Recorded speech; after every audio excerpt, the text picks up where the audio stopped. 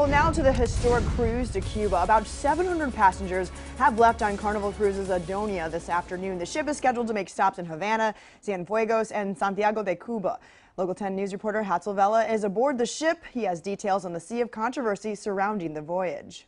The ship, we're told, is at full capacity, 600 plus passengers, plus press, plus Carnival employees. Of all those, we understand between 6 and 12 are actually Cuban-born travelers. That's because the announcement from the Cuban government didn't come until last week. So for Cuban-born travelers, it takes quite a process for them to get the right paperwork. But nevertheless, Carnival folks here are excited about this historic sailing.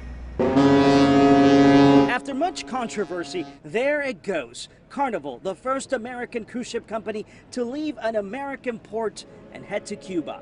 Before boarding, we met with 42 passengers, really friends from all around the country, who were thrilled to be part of history. Originally, we were thinking about flying in, and the cruise came up and it was available, and she found out about it, so all of us are going. It's very exciting. We're going to take a historic educational trip there, and we're going to have the greatest time. I couldn't wait to come. I said, as soon as it opens up, I want to be there. With its 600 plus passengers, the ship will arrive in Havana Monday morning at around 10. Passengers on this historic first cruise will spend Monday and most of Tuesday in the capital city. After a day at sea on Wednesday, the ship heads to Cienfuegos, called the Pearl of the South. Cienfuegos is in the central southern part of the island. On Friday, the ship arrives to its final destination, the second largest city in Cuba, Santiago. Fathom, one of Carnival's newest brands, is not your typical cruise ship. Travel is a really incredible form of connection and transformation, and at Fathom we're about traveling deep. Their focus is immersion.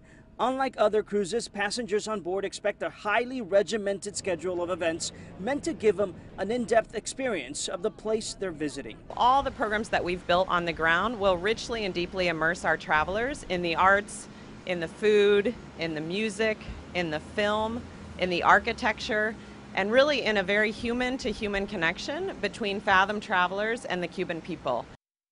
And another historic move, we were told this morning that the first person to get off the ship will be Arnie Perez, who is the counsel for Carnival, and he was part of the negotiations during these past few weeks. Again, he will be the first passenger, Cuban-born traveler, to get off the ship and make history.